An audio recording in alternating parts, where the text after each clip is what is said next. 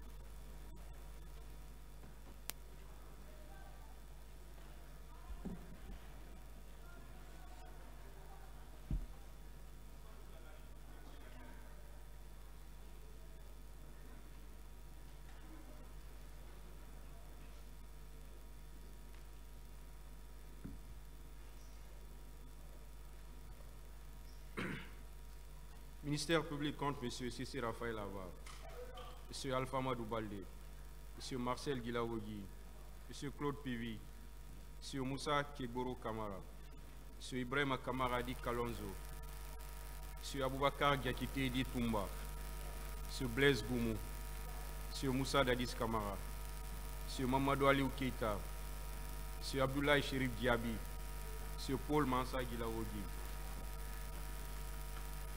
Parti civil, M. Ouri Loba et plusieurs autres. La Fédération internationale des ligues des droits de l'homme, FIDH. L'Organisation guinéenne de défense des droits de l'homme et du citoyen, OGDH. L'Association des parents victimes et amis du 28 septembre 2009, AVIPA.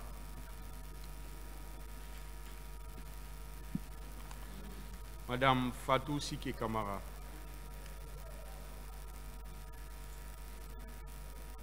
Venez, s'il vous plaît.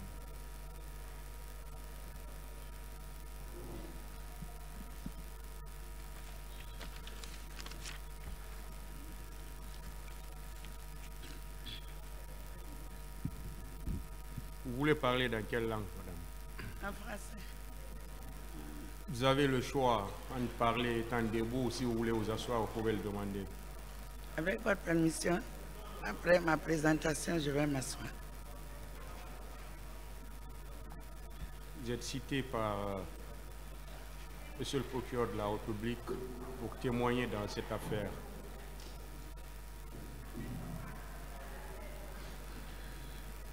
Et en cette qualité, vous avez des droits, parmi lesquels vous pouvez demander au tribunal de parler dans une salle d'audience vide, c'est-à-dire à huis clos.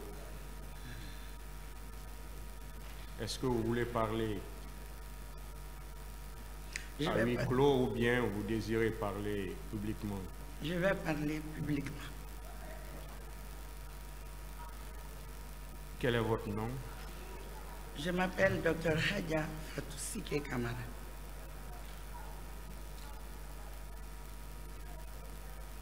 Quel est votre âge ou votre date de naissance? Je suis né le 10 mars 1962 à Conakry. Quelle est votre profession? Je suis médecin. Où vous êtes domicilié? Je suis domicilié à Landria, commune de Dixon.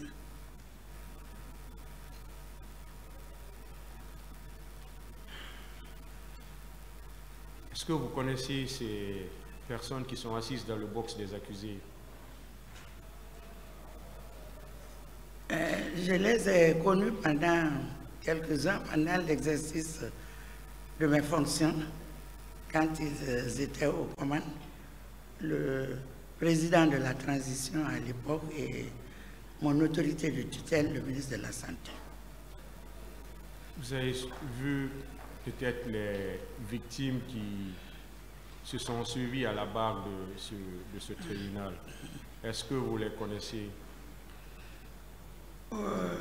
Comme j'ai été très proche des victimes, aussi bien les blessés que celles victimes de violences sexuelles, Beaucoup d'entre elles me connaissent et je connais beaucoup d'entre elles. Est-ce que vous avez des liens de parenté avec certaines d'entre elles?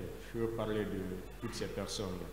Non, non, on a eu des liens dans l'exercice de mes fonctions. Est-ce que présentement il y a des liens de subordination entre vous et certaines d'elles? Non. Est-ce qu'il y a des liens d'alliance? C'est-à-dire vous avez marié, vous avez fait des mariages dans leur famille ou réciproquement? Non, Monsieur le Président. Ça veut dire qu'il n'y a aucun lien? Non, aucun lien. À part les connaissances dont vous avez fait cas tout de suite. Oui, c'est ça. Alors, on va vous entendre comme témoin dans cette affaire. Et le témoin, c'est celui qui a vu. C'est celui qui a entendu. Et sachez également que le faux témoignage est une infraction qui est prévue et punie par la loi. Sur ce, on va vous demander de jurer, de dire dans cette affaire, sans crainte et ni haine, toute la vérité et rien que la vérité. Vous lèverez alors votre main droite et direz, je le jure. Je jure de dire la vérité, rien que la vérité, devant Dieu et les hommes. Le tribunal prend acte de votre prestation de serment. Alors, dame, dites au tribunal tout ce que vous savez sur les événements du 28 septembre 2009. Merci, Monsieur le Président. Vous pouvez vous asseoir. Hein.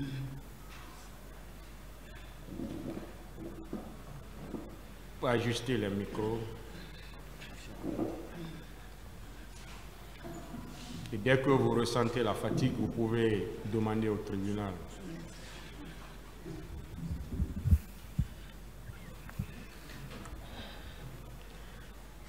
Monsieur le Président du tribunal, Monsieur les procureurs, honorables assesseurs, distingués membres de cette auguste cour, respectés avocats, mesdames et messieurs, A'udhu-billahi minash shaitanir rahim. Bismillahir-rahmanir-rahim. Alhamdulillahi rabbil alamin. Je rends grâce à Dieu, notre Créateur, clément, tout miséricordieux et très miséricordieux, de me donner l'opportunité ce jour de m'exprimer devant cette auguste cour pour donner ma version des faits liés à la gestion des victimes des événements tragiques du 28 septembre 2009 à l'hôpital national d'Onka. Je m'incline pieusement devant la mémoire des victimes, braves fils et filles de notre pays qui ont perdu la vie cette triste et douloureuse journée. Et je témoigne ma solidarité aux nombreuses familles des victimes de ces événements tragiques, de cette page noire de l'histoire de notre pays.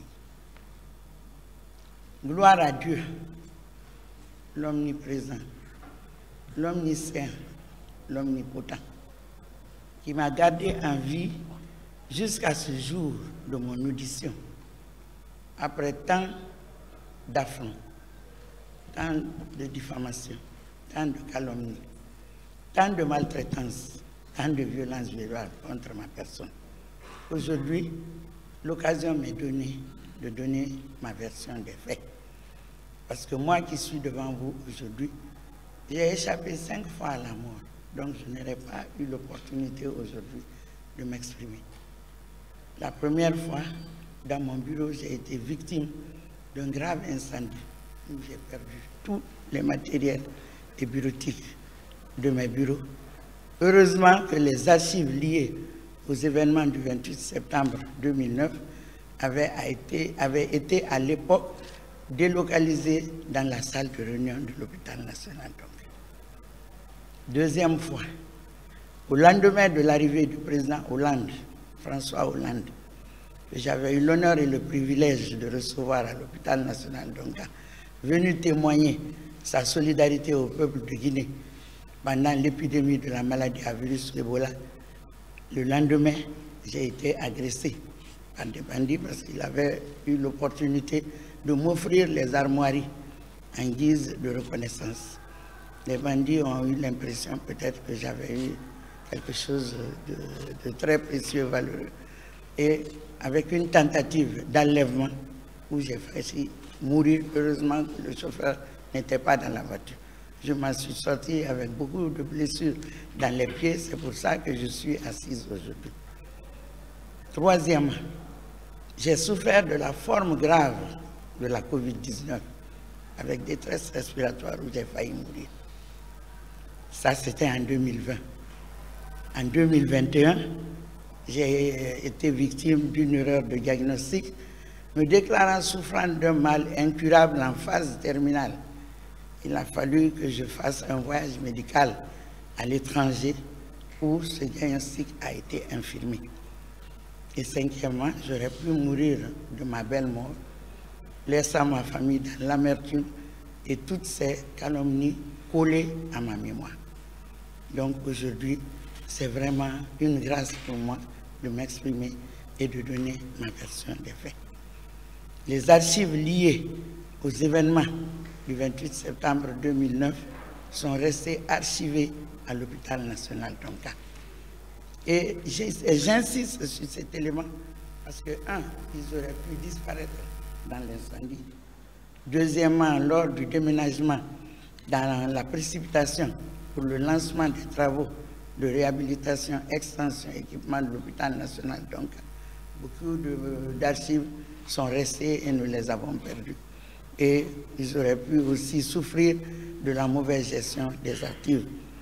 Et c'est le lieu de remercier, féliciter mon assistante de 13 ans de bonne collaboration qui a pris soin de garder ces archives et de les transporter dans le nouveau site de déménagement où nous sommes restés pendant plus d'une dizaine d'années.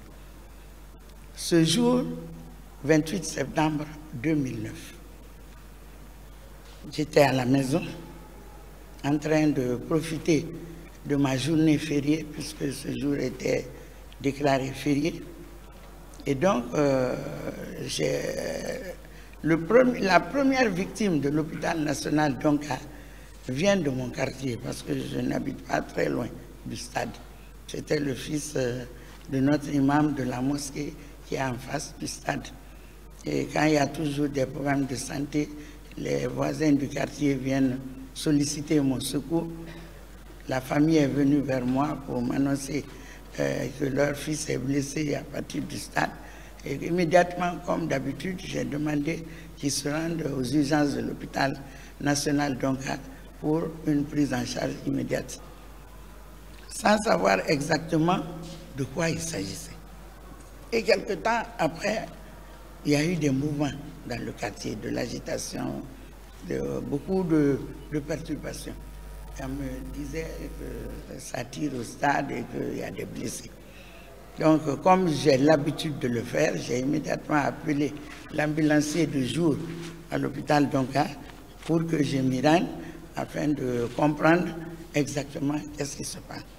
L'ambulancier est venu me chercher à la maison et nous sommes partis immédiatement à l'hôpital national d'Onka. Et comme nous avions l'habitude de le faire, je me suis rendu immédiatement dans la salle des urgences où toutes les équipes étaient déjà mobilisées. Nous avons vu des blessés arriver, beaucoup de blessés, dans des états vraiment très insupportables. Et heureusement que le chef de service des urgences qui était là, et lui et son équipe ont déjà bénéficié de formation avec le CICR, le Comité international de la Croix-Rouge, pour déclencher le plan d'urgence dès que le nombre de blessés a atteint 25. Et au moment où j'arrivais, ce chiffre était déjà atteint parce que les ambulances de la Croix-Rouge et autres ambulances avaient commencé maintenant à faire venir les blessés à Donka. Mais ce que nous avions vu ce jour, j'étais vraiment sidéré. On s'est retrouvé devant une véritable boucherie humaine. Mais les équipes se sont mobilisées autant qu'ils pouvaient. Et le plan d'urgence, c'est de mobiliser immédiatement toutes les ressources humaines, matérielles, en produits pharmaceutiques qu'il faut pour la prise en charge des blessés. Le CICR avait installé une caisse dans la salle des urgences avec tous les produits pharmaceutiques d'urgence qui doit être débloqué dès que ce nombre de blessés est atteint.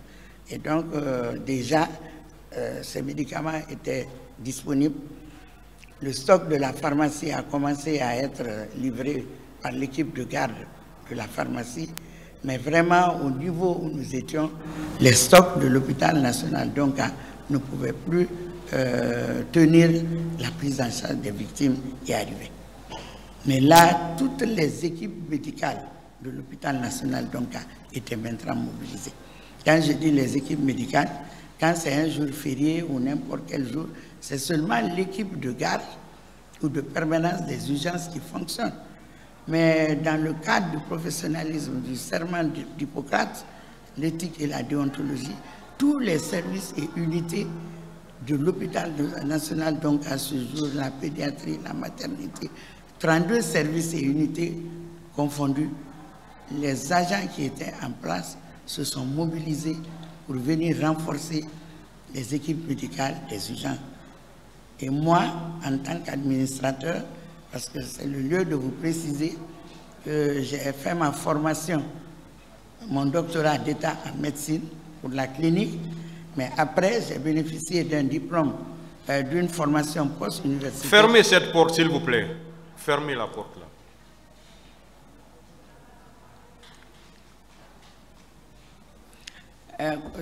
Excusez-moi, continuez. Allez-y. Donc, comme je vous le dis, moi, j'ai été clinicienne au départ, c'est-à-dire que j'ai bénéficié d'un doctorat en médecine, mais quelques années après, j'ai fait un poste universitaire et je suis sorti spécialiste en gestion hospitalière et en management des services de santé. Donc, depuis ça, ça fait plus d'une vingtaine d'années, je ne touche plus aux malades, je suis dans l'administration sanitaire.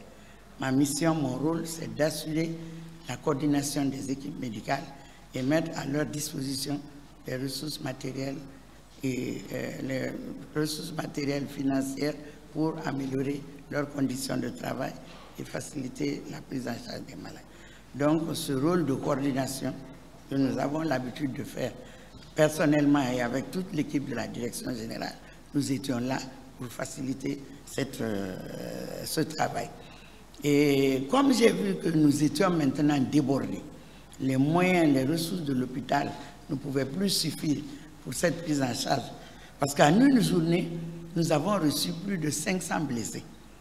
Situation à laquelle aucun des professionnels de santé que nous sommes n'avait jamais été confronté tout au long de notre carrière. J'ai immédiatement appelé ma hiérarchie, notamment le directeur national des établissements hospitaliers de soins et ensuite Monsieur le ministre de la Santé pour lui dire que nous sommes dans une situation d'urgence et que nous avons besoin vraiment d'assistance en produits pharmaceutiques d'urgence. Après l'appel, j'ai continué à aider les équipes à continuer leur travail et quelque temps après, Monsieur le ministre est arrivé. Il nous a trouvés dans la salle des urgences. On lui a expliqué la situation. Il a compris de quoi il s'agissait et il y avait un besoin immédiat d'apporter d'autres produits pharmaceutiques pour faciliter la prise en charge des victimes. Et il est ressorti pour se rendre à la pharmacie centrale de Guinée afin qu'une dotation puisse être mise à notre disposition. Et effectivement, dans la matinée, nous avons reçu des stocks d'urgence pour continuer la prise en charge des blessés. Mais aussi, il y a eu toujours à nos côtés les partenaires du secteur de la santé en situation d'urgence et de catastrophe. Ces partenaires sont l'OMS, l'UNICEF, Médecins sans frontières, le CICR, la Croix-Rouge et tous les partenaires du secteur de la santé que vous connaissez étaient maintenant à nos côtés avec des stocks d'urgence pour nous accompagner dans la prise en charge des blessés. Et je voudrais vous dire que cette prise en charge s'est déroulée dans de très bonnes conditions. Par la grâce de Dieu, toutes les victimes qui sont arrivées à ce jour, comme je vous le dis, plus de 500 blessés.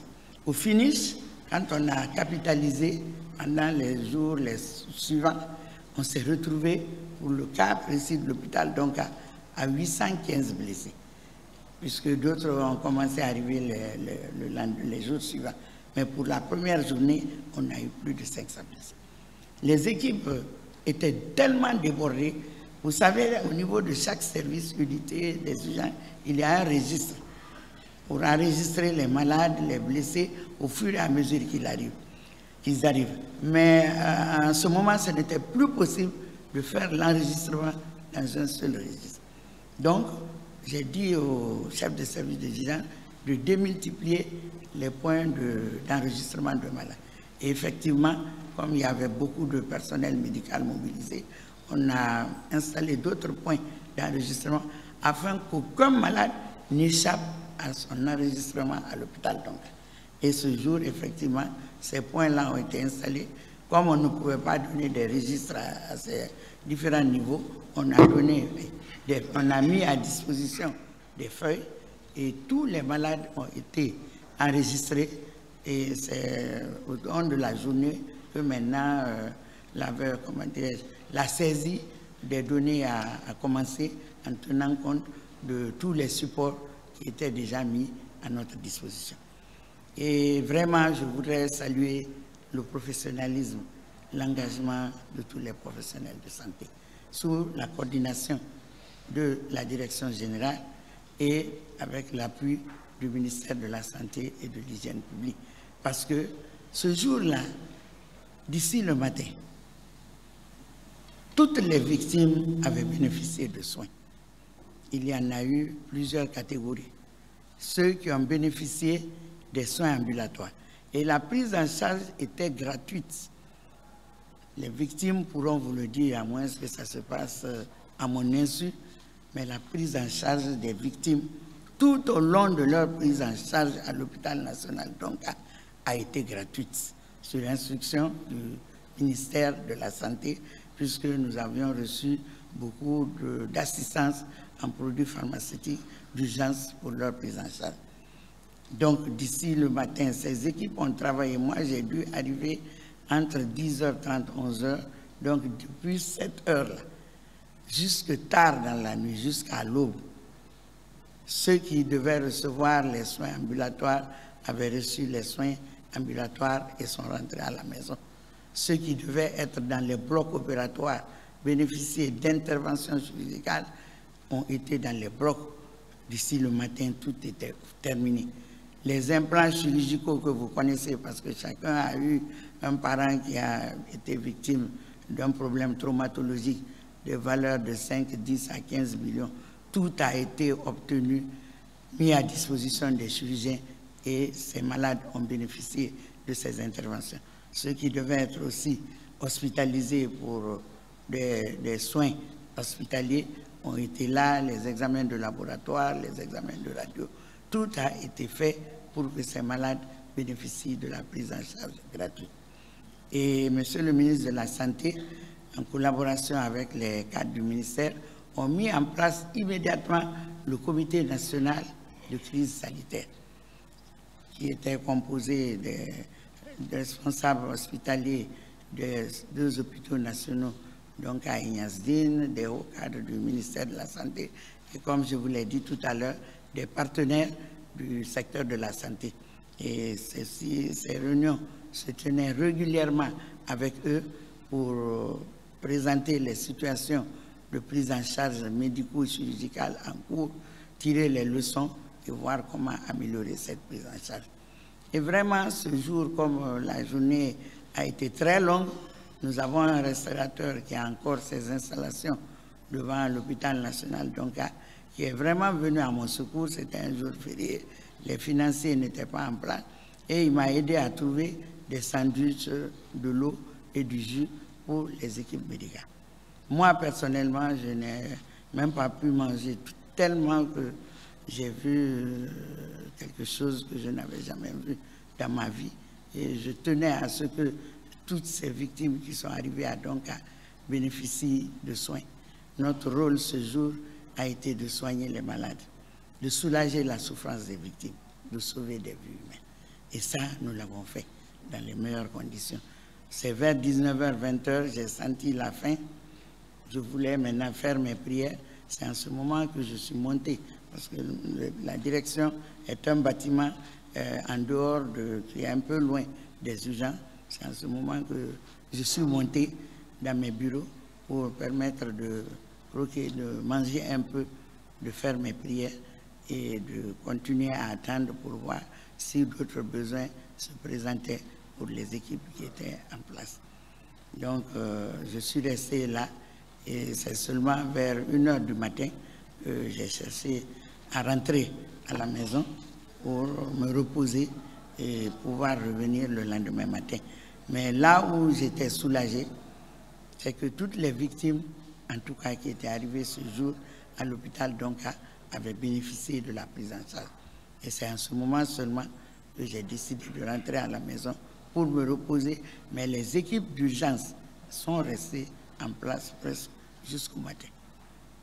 Le lendemain, je suis revenu maintenant pour faire la supervision aux urgences dans les services d'hospitalisation, voir comment les malades étaient en place, s'ils avaient encore besoin de soins.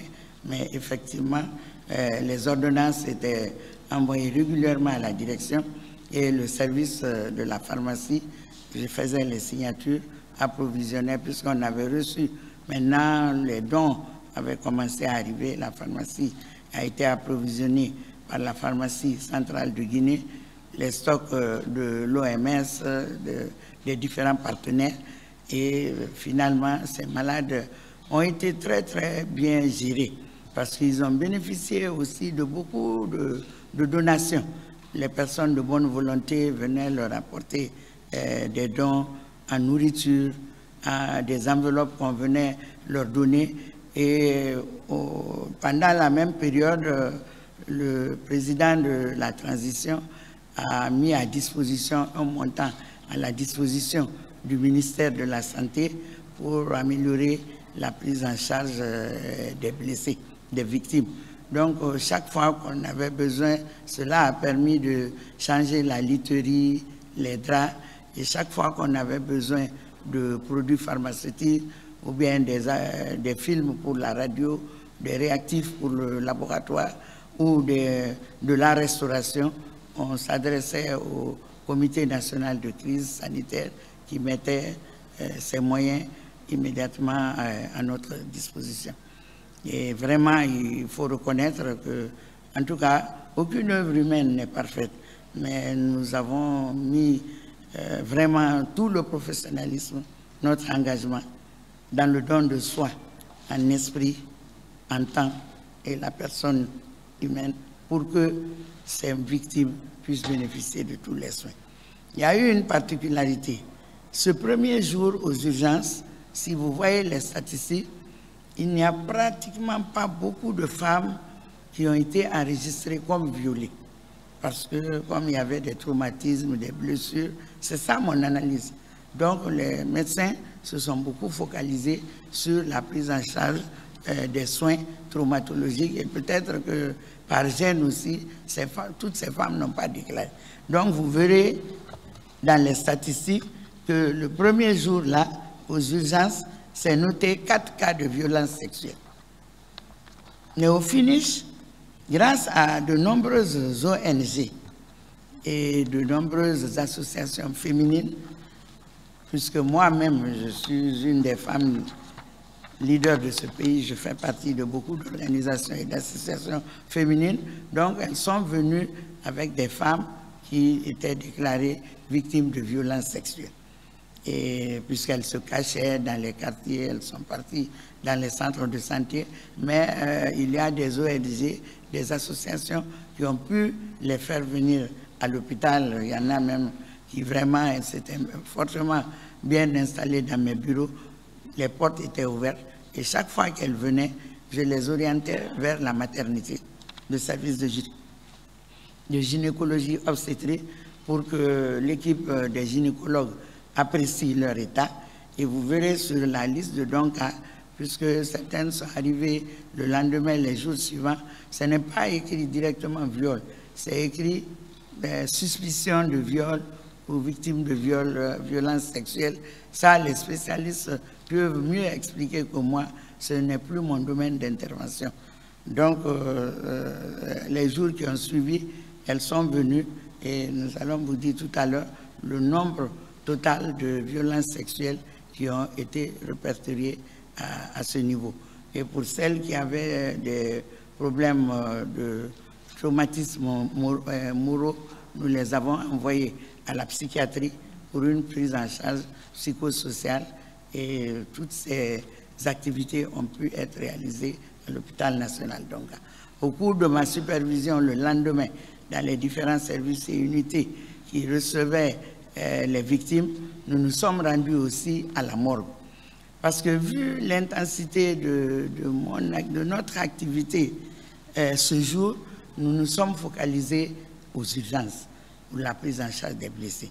Et le lendemain, quand je suis arrivé à la morgue, j'ai demandé, comme je l'ai fait dans tous les services, au chef de service des urgences de la morgue, puisque la morgue, aussi bien que les autres services et unités, a une particularité.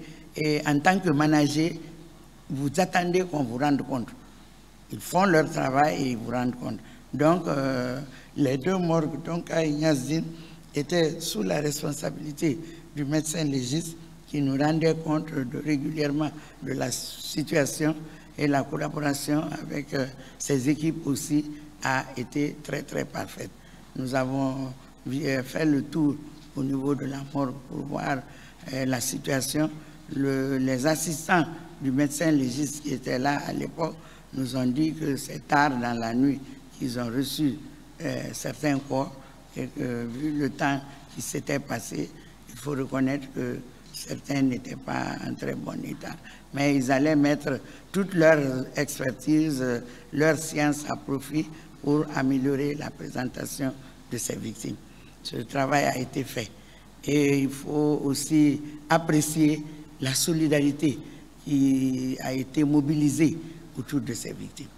Qu'il s'agisse du président de la transition, du gouvernement, des institutions nationales, internationales, des ONG, des associations, tout le monde venait régulièrement à l'hôpital Donga pour voir les blessés.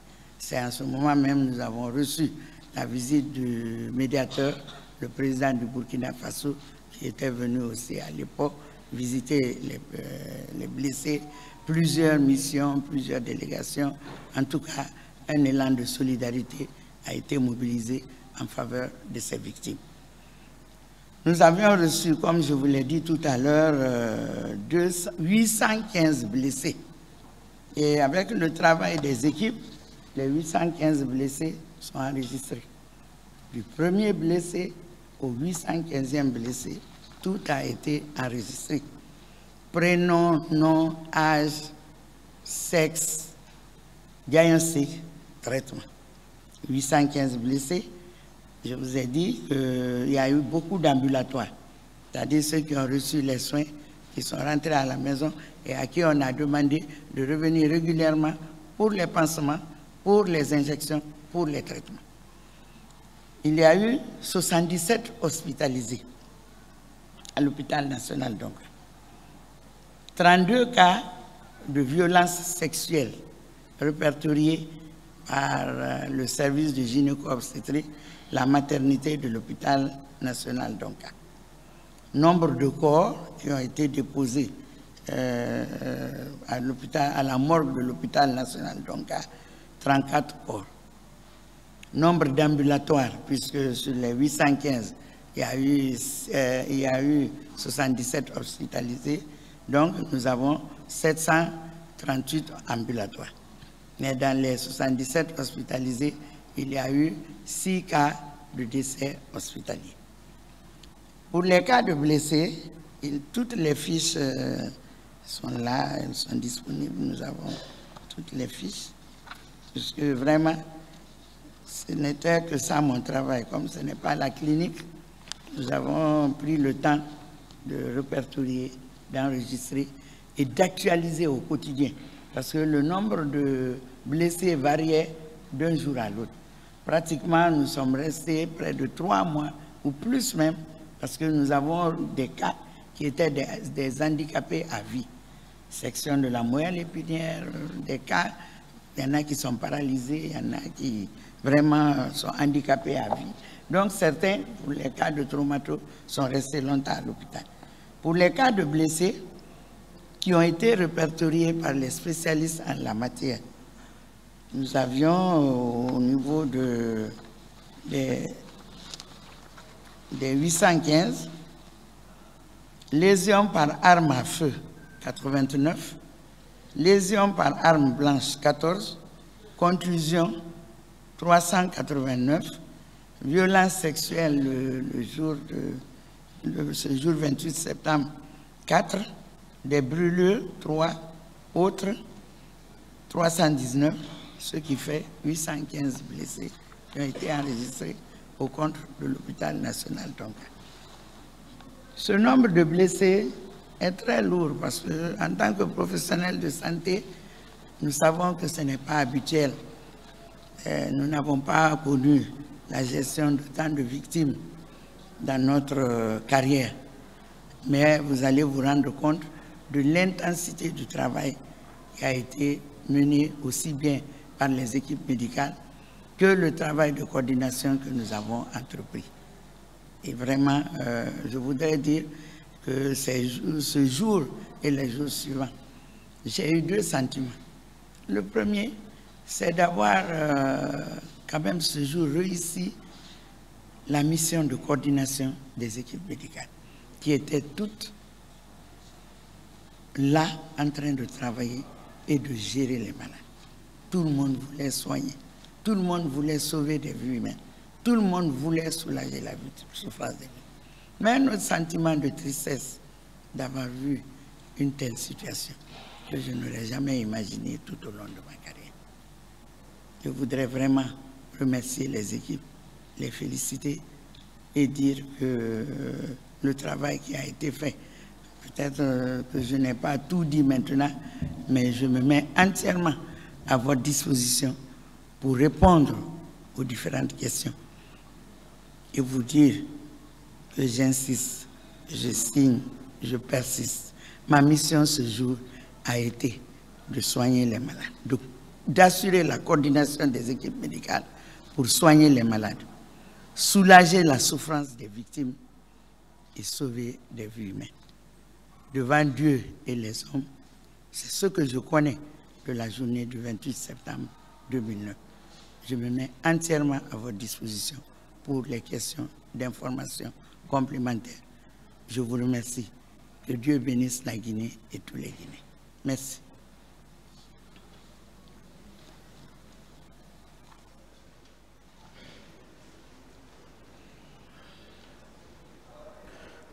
Voilà.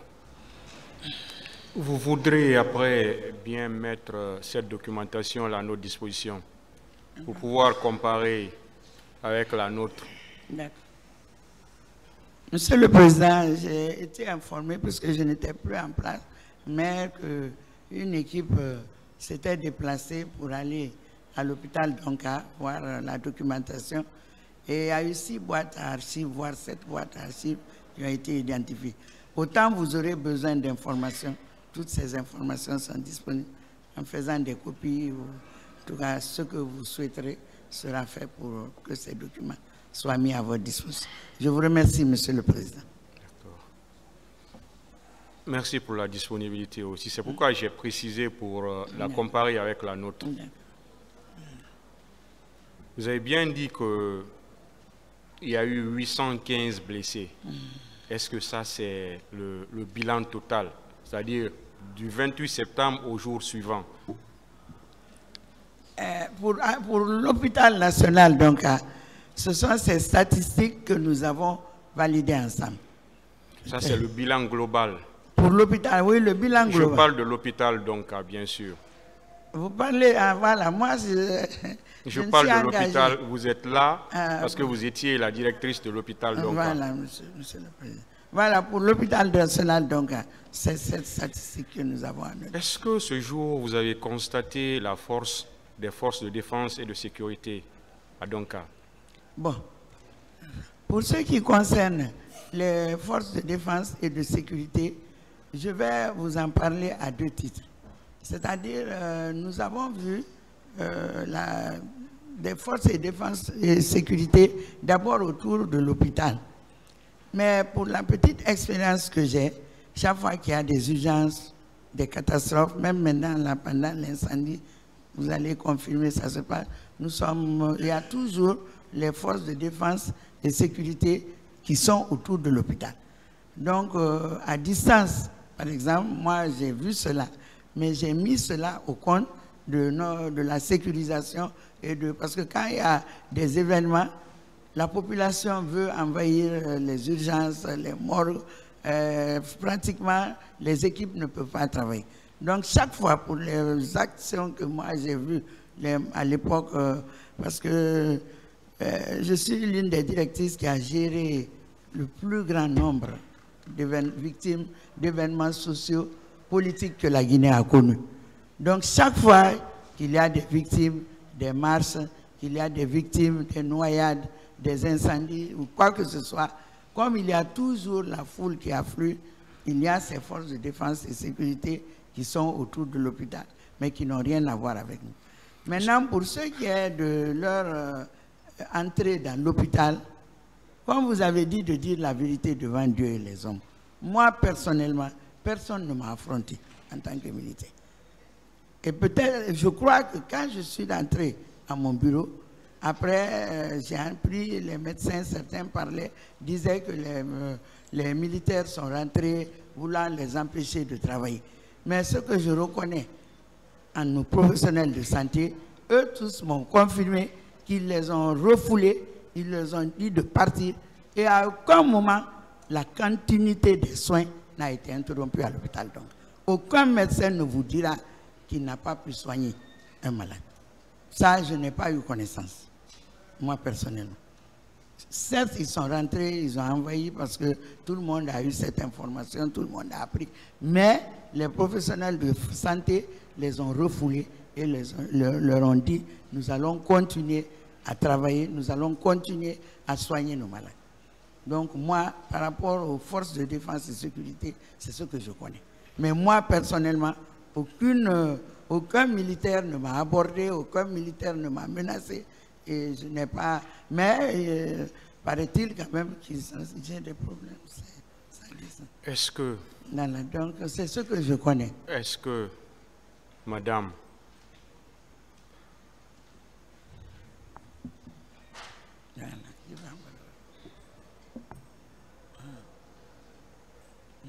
est-ce que ces agents que vous avez vus, est-ce que c'est vous qui leur avez fait appel ce jour? Je n'ai jamais fait appel. Je n'ai même pas souvenir. Est-ce que vous avez su exactement pourquoi ils étaient là? Non, je n'ai pas demandé. Ça veut dire que vous ne savez pas pourquoi ils étaient là? Bon, non, vraiment. Mais tout ce que vous avez dit, c'est peut-être des intuitions, mais vous n'avez pas cherché à savoir pourquoi ils sont là. Non, ça vraiment. Nous, on a continué notre travail. Vous venez de dire que certains de vos collègues vous ont dit qu'il y a des agents qui sont venus pour les empêcher de travailler. Est-ce que cela a été? Bon, ça dit, quand je dis, personne n'a parlé en forme de plainte. C'est-à-dire, j'ai entendu aussi. Est-ce que certains vous ont dit que les forces de sécurité et de défense... Attendez. Monsieur le Président, aucun n'est venu se plaindre à moi. Attendez. Hein. Parce que vous savez, s'il vous plaît, il faut qu'on se comprenne. C'est vous qui l'avez dit. Hein. Que vous avez entendu que des agents sont venus dans l'hôpital pour les empêcher de travailler, mais qu'ils les ont refoulés et ils ont continué leur travail. Est-ce que ça veut dire que c'est effectif que des agents sont venus pour les empêcher de travailler, même s'ils les ont refoulés? En tout cas, la rumeur a persisté. Moi-même, ce qui m'a étonné, aucun n'est venu se plaindre vers moi. Mais dans les commentaires, dans les radios, Partout, on en a entendu parler. Ce n'est pas quelqu'un, un médecin vraiment qui est venu ou un professionnel de santé. Madame la directrice, il y a eu tant. Mais moi aussi, j'ai entendu dans les commentaires comme tout le monde. Vraiment. Et selon ce qu'ils ont dit quand ils sont venus, on leur a dit de partir. Mais je ne peux pas certifier parce que moi, personnellement, et même le chef de service des juges, le jour où vous l'entendrez, lui-même, il n'a pas vu ça. Mais bon. Ça veut dire que c'est des rumeurs. Voilà. Vous avez dit à la radio, c'est à la radio que vous avez appris. Non, pas à la radio, mais dans les rumeurs, il y a eu beaucoup de rumeurs. Des rumeurs. Comment? Précisez-nous, ces rumeurs-là venaient d'où? Des commentaires, parce que après des commentaires de qui? Comment vous avez appris? C'est ce qu'on veut savoir. Oui, même au sein de la population, comme tout le monde en parlait. Parce que honnêtement, moi, je n'ai pas vécu ça. Les médecins aussi, les professionnels de santé, aucun n'est venu se plaindre à moi. Vous savez, on veut la précision. Voilà, vous avez appris. Vous dites que ce n'est pas la presse, ce n'est pas la radio. C'est des rumeurs, c'est des commentaires. Oui, des commentaires. Mais venant de qui, précisément? De certains agents dans la population. Certains agents? Oui, qui parlaient, qui commentaient là-dessus. Mais je ne Quel genre d'agents? Les professionnels de santé. Vous avez entendu certains professionnels de santé en parler? Qu'ils en ont été victimes? Bon, eux-mêmes, ils n'ont pas dit qu'eux-mêmes, ils ont été. Chacun disait, on a appris que les militaires sont rentrés dans l'hôpital. Vraiment, c'est ça. Moi-même, vous pouvez demander, vous pouvez faire des enquêtes. Ce n'est pas précis ce que vous dites. Bon. Personne ne m'en a parlé. Ce jour, ou les jours qui ont suivi, est-ce que vous avez appris la descente des militaires à la pharmacie de l'hôpital Donka? Bon, ça aussi, les mêmes commentaires, quand j'ai appris, j'ai convoqué l'équipe de la pharmacie. Parce que le problème qu'il y a, j'entends parler de saccager. Bon, quand on saccage une pharmacie, elle est fermée, elle ne peut plus fonctionner. Je suis resté tard à l'hôpital ce jour. En redescendant, je suis parti encore aux urgences. Bon, l'équipe de la pharmacie, qu'est-ce qu'eux, ils m'ont dit? Ils ont dit, des gens sont rentrés ici, mais nous les... Voilà, c'est d'ailleurs à travers la pharmacie. Nous les avons renvoyés. Mais en réalité, la pharmacie n'a pas été saccagée. Je crois, peut-être en sortant, je crois, de là-bas, qu'il y a eu une fissure. On m'a montré ça. Mais c'est resté comme ça jusqu'à la fin. Mais il n'y a pas eu... Les intéressés pourront mieux expliquer. Mais il n'y a pas eu d'interruption de l'activité au niveau de la pharmacie. Est-ce qu'ils vous ont dit, vous avez convoqué, on veut que vous soyez clair. Oui, ça j'ai convoqué. Vous êtes témoin. Oui, la responsable. Vous êtes témoin. Est-ce que ces agents, ces pharmaciens, si je peux les appeler comme ça, est-ce qu'ils vous ont dit ce jour, effectivement, qu'ils ont reçu la visite des agents? Voilà, c'est par rapport par exemple, à la pharmacie, qui m'ont dit qu'il y a des militaires qui sont rentrés dans la pharmacie. Et ces militaires étaient venus pourquoi? Oui, bon, ils les ont menacés, paraît-il. Menacés de faire quoi? En tout cas, d'arrêter de travailler, mais ils n'ont pas accepté et ces gens même sont sortis de la pharmacie. Et eux, ils ont continué leur travail. Vous avez parlé de fissures, si j'ai bien compris. Une vitre de la pharmacie par, je crois, les crosses d'un fusil ou quoi. Quand ils sortaient, parce que l'équipe, les personnes qui étaient là auront l'occasion de vous en parler. Ils sont rentrés, les équipes leur ont dit de sortir, ils sont en train de travailler. Ils sont sortis. Mais dire qu'ils ont... le travail a continué. Ça veut dire qu'il y a eu une violence là-bas? Oui, parce mais... que vous avez constaté une fissure sur les vitres. Oui. Est-ce qu'ils ont pu vous dire le nom de certains agents ou certains militaires? Non, ils ont dit seulement les militaires. Mais j'insistais, parce que vous savez, on a beaucoup parlé de ça. J'insistais, je dis, vous avez été attaqués, vous avez été violentés. Ils ont dit non, ils ne nous ont pas touchés, ils ne nous ont pas violentés. Ils sont venus en force, ils ont voulu nous empêcher de travailler. Mais nous, on leur a dit de sortir de nos bureaux. Et nous avons continué le travail. Ministère public des questions.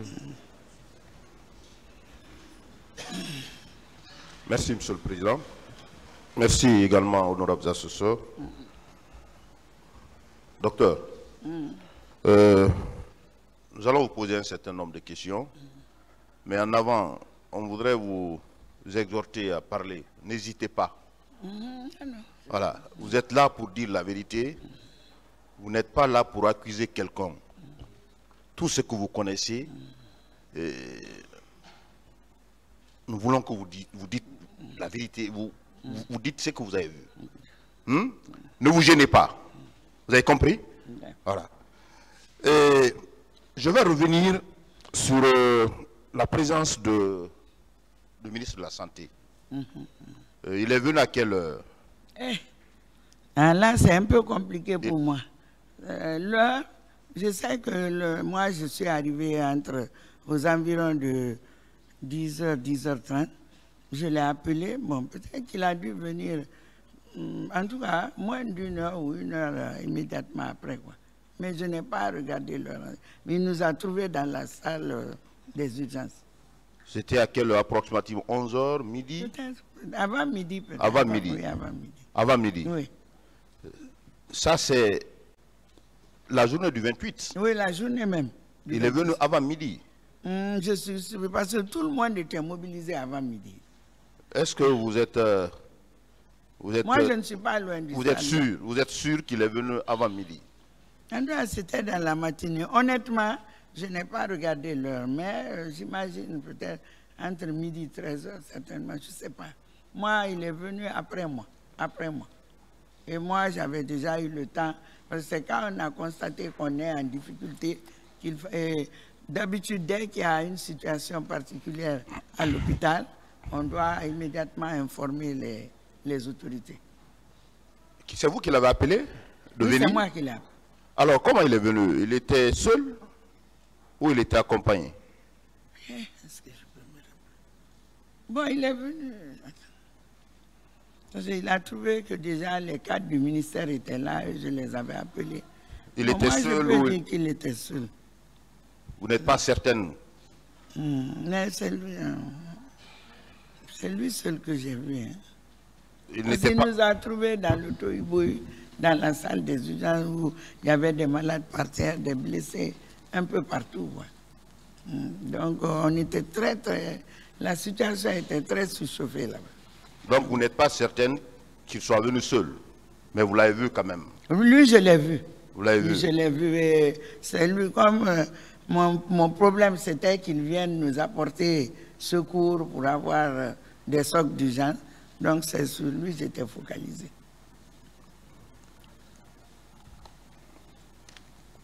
Vous avez commencé à recevoir les blessés à quelle heure? Parce que moi, quand parce que le premier malade qui est même porté sur la fiche des urgences, donc quand on n'enregistrait pas l'heure, c'est le fils de notre imam, là, Mohamed Lamine, qui a quitté 11 ans. Il a dû arriver à Donka, probablement vers 10h, hein, 10h30. Vers 10h. Parce que moi, c'est après que je suis venu à l'hôpital. Donc, vous confirmez que c'est à 10h, les blessés... Dès que les mouvements ont commencé. Oui, dès que... À 10h? Oui, entre 10h et 10h30, comme ça. Si les gens connaissent l'heure des événements. Parce que moi, ce jour, je n'ai même pas compris qu'est-ce qui se passait. Vraiment, honnêtement. Mais l'heure, maintenant, je n'ai pas chronométré. C'est pour ça que je dis peut-être entre 10h, 10h30, certainement. Alors, madame, je voudrais savoir, est-ce qu'au moment où l'équipe d'urgence administrait les soins aux blessés, en ce moment, est-ce que l'hôpital donc a été militarisé? Est-ce qu'il y avait des militaires? Non, en ce moment, non.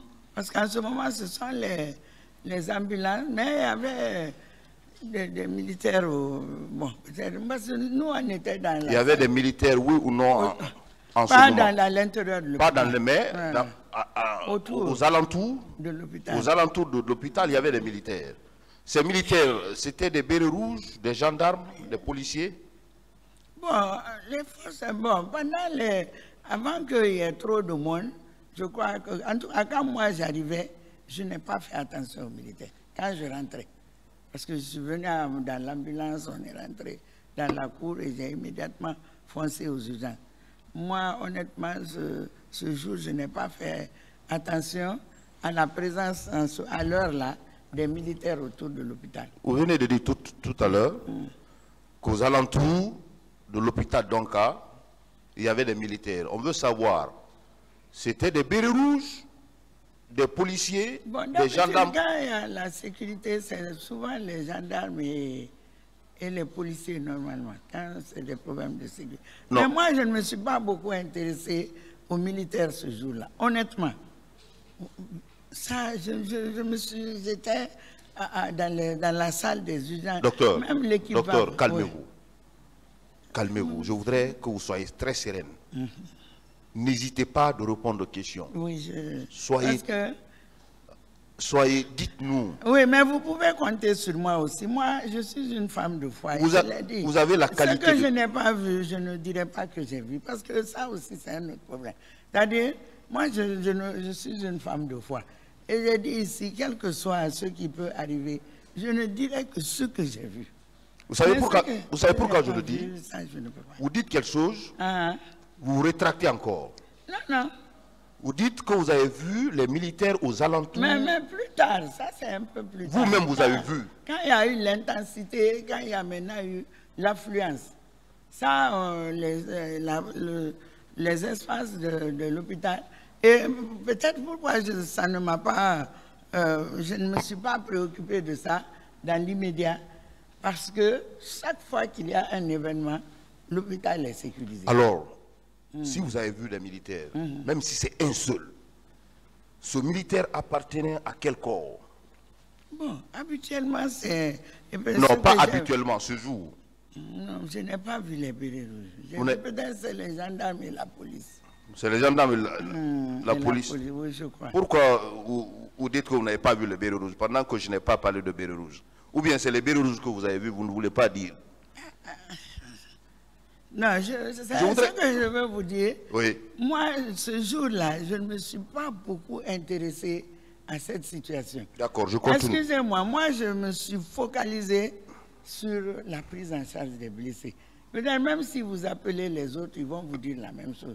On était complètement focalisé sur ça. Donc, c'est peut-être... Et je suis resté là où je suis, dans les urgences, ce jour du matin, là, 10h30, jusqu'à 19h. Je ne suis même pas sorti dans la cour pour regarder quoi que ce soit. Ce jour-là.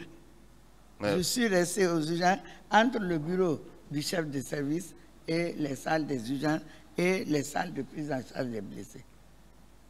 Alors, pendant cette crise, je reviens sur la présence du ministre de la Santé à Donka. À votre connaissance, il est venu combien de fois pendant cette crise à l'hôpital Donka? Bon, il est venu le jour-là. Et moi, quand il m'a trouvé dans la salle, il est reparti. Ce jour-là, je ne l'ai plus revu. Après qu'il nous ait trouvés dans la salle et qu'il est reparti, je ne l'ai plus revu ce jour parce qu'on était maintenant en contact avec le comité de crise.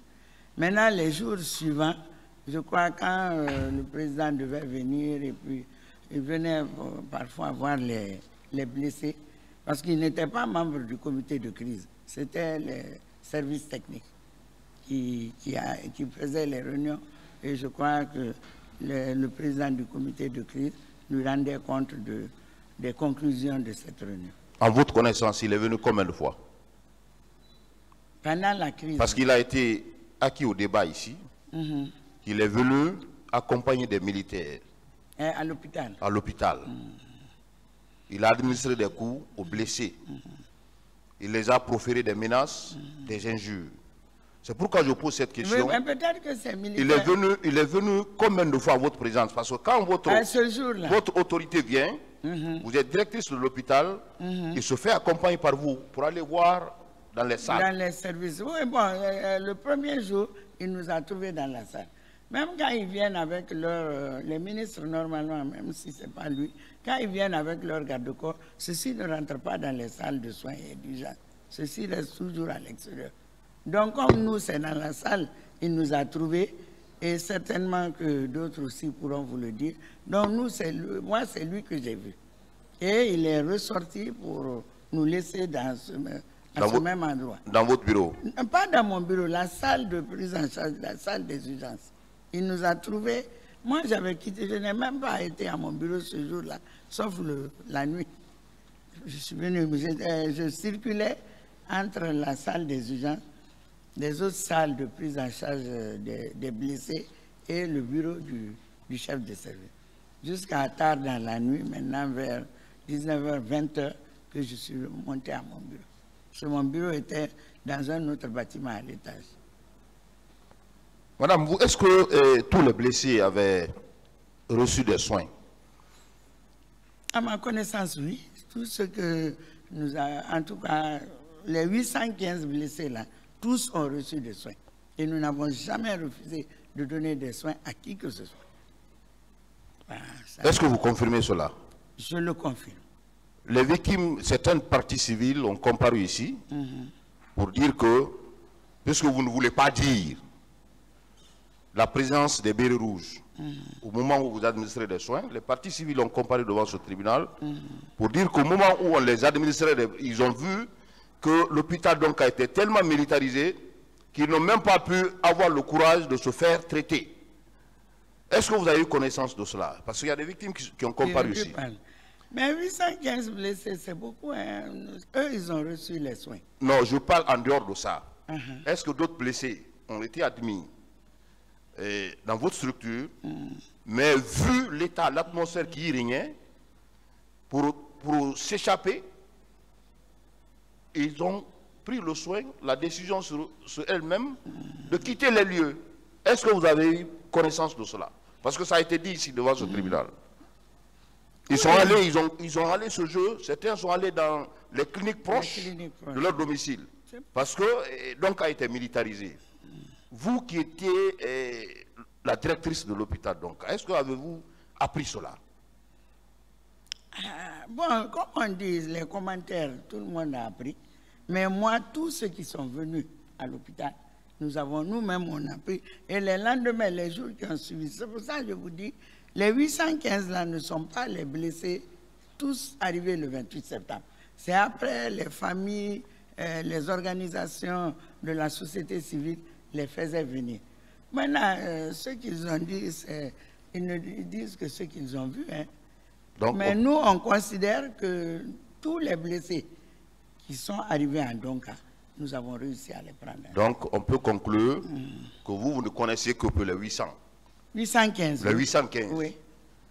Et on peut encore conclure que d'autres se sont échappés. C'est possible. C'est possible. C'est possible. Et suite à la militarisation de l'hôpital, donc, on peut continuer dans ce temps-là. Alors, très bien. Et par rapport à toujours à la militarisation de l'hôpital, donc, vous dites que vous êtes resté à votre bureau 18h jusqu'à 1h, vous êtes rentré à la maison. Non, pas 18h, je suis monté vers 20h comme ça, dans mes bureaux. Mais c'est à 1h, vous avez quitté l'enceinte de l'hôpital. Oui, pour rentrer à la maison. C'est l'ambulance même qui m'a ramené. Pour rentrer chez vous. Oui. Est-ce que ce qui s'est passé à votre insu, on vous a informé la nuit? En tout cas, le lendemain, quand je suis arrivé, l'équipe ne m'a pas informé. Sauf que, comme je vous ai dit, cette action s'est passée à quelle heure, je ne peux pas le savoir où il y a eu l'envahissement de l'hôpital. Mais moi, quand je suis venu faire la supervision des services le matin, ils m'ont dit que tous les malades qui sont arrivés à leur niveau et qui ont été enregistrés ont été pris en charge et ont bénéficié de soins. Mais ils n'ont pas attiré mon attention en plainte ou vraiment pour me dire nous avons voulu prendre tel ou tel malade en charge. Ça n'a pas été posé. Moi, à aucun moment, le chef de service des urgences ne m'a dit cela. Mais certains agents vous ont Parce que moi, mon interlocuteur direct, c'était le chef de service des urgences. Mais il ne m'a pas informé qu'on les ait empêchés de soigner les malades. Mais on vous a quand même informé? Comme on dit, tout le monde, par exemple, le commentaire de 28 septembre, ça tout le monde en a entendu. Non, moi, ce que je voudrais savoir... Ça, mais dire maintenant qu'il y a eu des plaintes par rapport à ça... Ce que je voudrais savoir, docteur, oui. Ce n'est pas les commentaires dans les radios, ce n'est pas les commentaires au niveau de la presse qui m'intéressent précisément par rapport à votre qualité de directrice. Ce qui m'intéresse, est-ce que au moins des agents de santé vous a informé de la présence nuitamment des agents à l'hôpital d'Onka? Bon, ils n'ont pas dit nuitamment, mais ils m'ont dit les militaires étaient rentrés, mais on les a refoulés. On vous a informé? Sans me donner des heures. On peut conclure que vous avez été informé de la présence des militaires dans l'enceinte de l'hôpital d'Onka? Oui, ça j'ai l'information. Très bien. Est-ce que vous avez reçu des femmes victimes de viol, vous-même? Oui, je vous dis que je vais vous dire que je dis tout à l'heure que j'ai fait médecine, mais je suis administrateur hospitalier. Donc moi, je ne touche pas aux malades depuis une vingtaine d'années. On me rend compte de la prise en charge des malades. Moi, ma mission, c'est de coordonner les équipes et mettre les moyens de travail à leur disposition. Donc ce jour-là, ce que je dis, le 28 septembre, la maternité elle-même n'a pas hospitalisé de femmes violées. Il n'y a pas eu de femmes violées, 0 cas d'hospitalisation. Maintenant, les gynécos ont informé que, je crois, ils ont eu 4 femmes qu'ils ont reçues et qui ont signalé... Le même jour? Le même jour, ce même jour. Mais après, les jours qui ont suivi, je vous ai dit que les organisations, les ONG féminines, les associations, les personnes de bonne volonté ont commencé à faire venir les femmes, leur disant que la directrice qui est là, c'est une femme comme nous, vous n'avez rien à lui cacher, on va aller vers elle, vous allez bénéficier de prise en charge. Donc, elles ont commencé à venir les jours suivants, et c'est ainsi que la maternité, leur liste est même là, en liste nominative est là, nous l'avons, voilà, ça c'est la liste nominative des 32 cas de violence sexuelle qui ont été examinés par la maternité de l'hôpital national. Donc, on peut conclure que aux premières heures des événements du 28 septembre, les femmes victimes de viol ont été reçues à la gynécologie de l'hôpital d'Onka. Oui, oui. Après, les jours qui ont suivi, elles ont commencé à venir. Oui, oui, ça... Alors, vous savez pourquoi je vous pose cette question? C'est pour établir davantage qu'au stade du 28 septembre, ce jour, il y a eu viol. Vous le confirmez, non? Vous-même, étant... Oui, je le confirme parce qu'on a reçu des cas. Mais ils ont dit violence sexuelle. Les spécialistes en la matière ne disent pas directement viol. Vous verrez les fiches. Ils disent suspicion de viol ou cas de violence sexuelle. Moi, je ne fais plus de toucher. Ça fait longtemps. Oui, je comprends. Voilà. Je reviens sur la gestion des corps. La morgue de Donka. Vous avez été à la morgue? Le lendemain. Le lendemain. Vous avez comptabilisé combien de corps? Bon, quand je suis venu visiter les équipes, parce qu'il était de mon devoir le lendemain de refaire le tour des services, les encourager, les féliciter. Comme je vous dis, je suis passé aux urgences et les autres. Arrivé à la morgue, j'ai demandé aussi quelle est la situation là-bas, comment ça s'est passé. Et ils m'ont dit que tard dans la nuit, ils ont reçu les corps et le médecin légiste, parce que c'est son équipe, avait mis à leur disposition, je crois, 34 corps. 34 corps, voilà. La nuit. Mais dans l'hôpital, dans la morgue, il y avait d'autres corps, hein, c'est-à-dire les décès hospitaliers, les décès extra-hospitaliers, c'est-à-dire les gens qui meurent à domicile. Il n'y avait pas que ça, quoi, là-bas. Mais concernant les victimes du 28 septembre, ils avaient les 34 corps. Vous, à l'hôpital, donc, à la morgue de Donka, vous confirmez que vous avez reçu 34 corps? Oui, oui, ça, ils me l'ont dit. Vous n'avez pas reçu plus que ça? Non, non, non.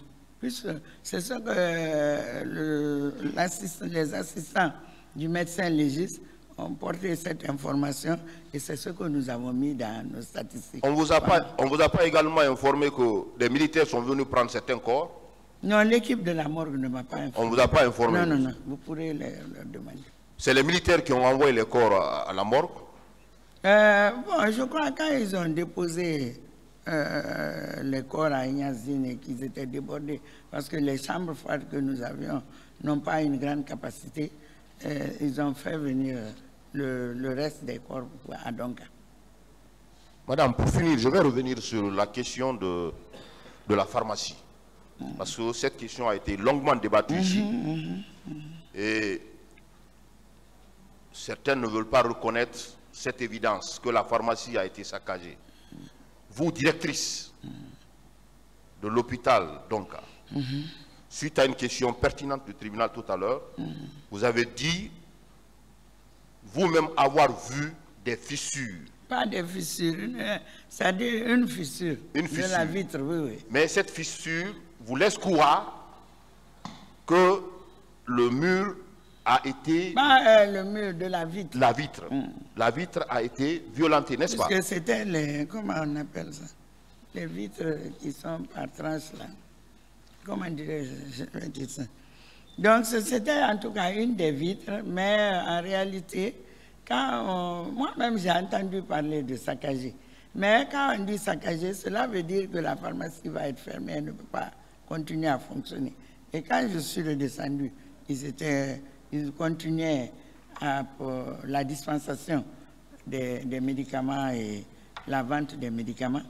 Et deuxièmement, à aucun moment donné, leur activité ne s'est interrompue. La responsable de la pharmacie m'a dit, ils sont venus, mais ils ont été renvoyés par les équipes. Mais les traces que vous avez vues, c'est les traces de violence. Ah oui, ça, bien sûr. Alors, est-ce que cela ne présume pas que des individus mal intentionnés sont venus à dessein, soit de soustraire les produits, ou bien de faire de la pharmacie non fonctionnelle? Est-ce que cela ne vous a pas tiqué? Vous n'était pas venu à votre esprit? Non, quand j'ai eu l'information, ça m'a beaucoup inquiété.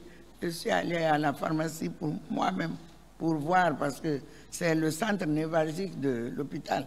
Donc, quand j'ai appris, je suis allé pour voir d'abord si eux-mêmes n'ont pas été victimes de violences et voir s'ils n'ont pas vraiment détruit la pharmacie de sorte qu'on ne pouvait plus donner les médicaments.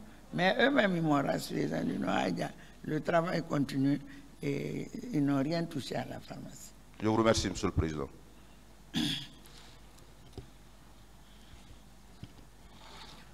Merci, Monsieur le Président.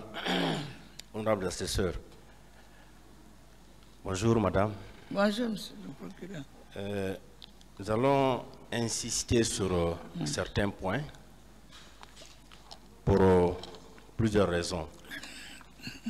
Vous étiez la directrice de l'hôpital, vous êtes médecin et vous aviez assuré le rôle de coordination de tout ce qui s'est passé.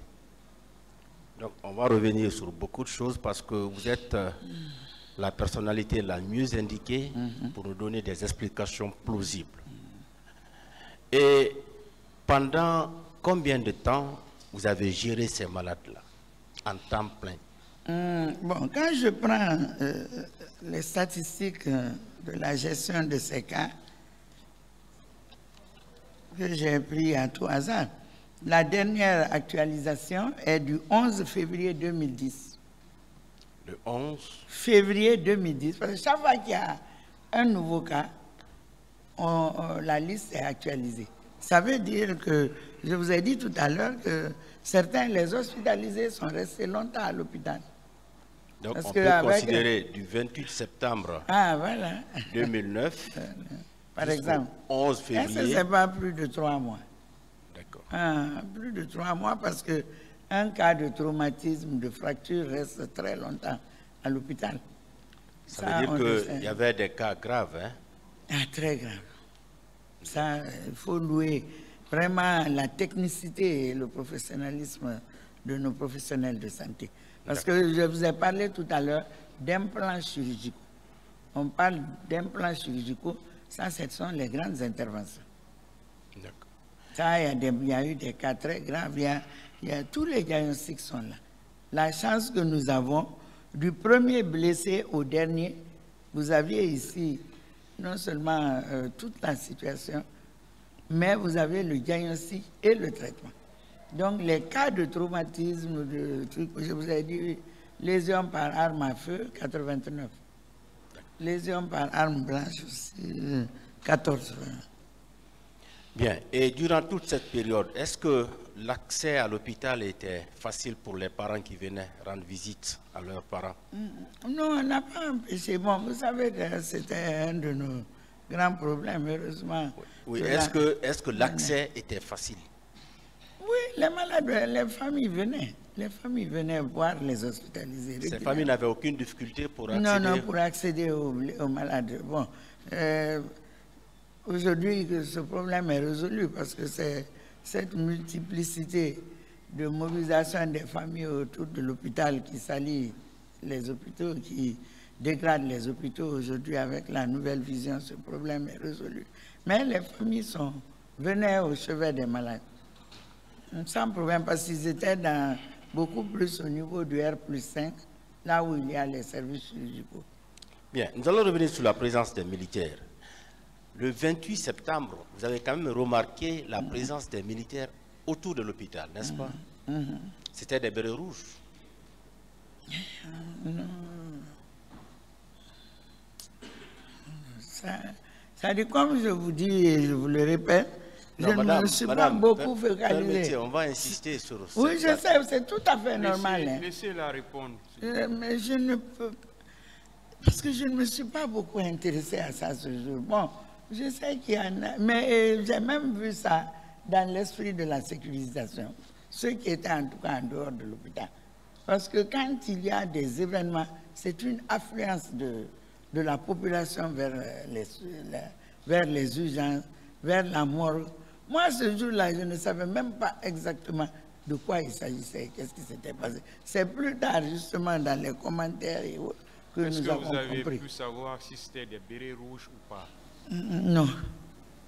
Je ne peux pas répondre à cette question. Nous aimerions comprendre, madame, en temps normal, est-ce que ces hommes en tenue viennent autour de l'hôpital? Oui, en temps normal, on fait venir toujours... C'est vous qui faites venir en temps normal? Non, je n'ai jamais demandé.